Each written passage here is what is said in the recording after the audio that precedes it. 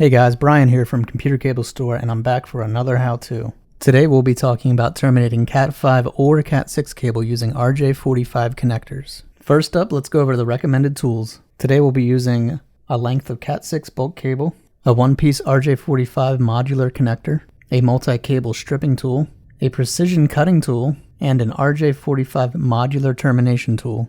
Now let's get started terminating some cables. Step 1. Start by stripping 1 to 1.5 inches of jacket from the cable.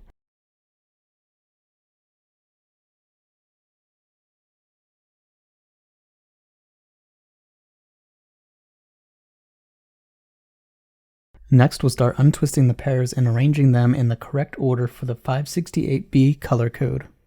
You'll want to go from orange to green to blue and then brown. Make sure to keep pressure where the jacket ends to ensure the wires don't move around.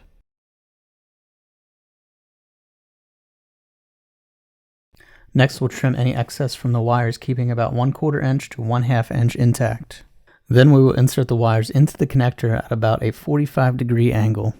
This allows the wires to ride along the bottom of the connector, keeping them in line. Be sure to check out the bottom of the connector to make sure the wires were inserted fully. Finally, we'll insert the connector into the modular crimp tool and squeeze the handle to crimp the connector down.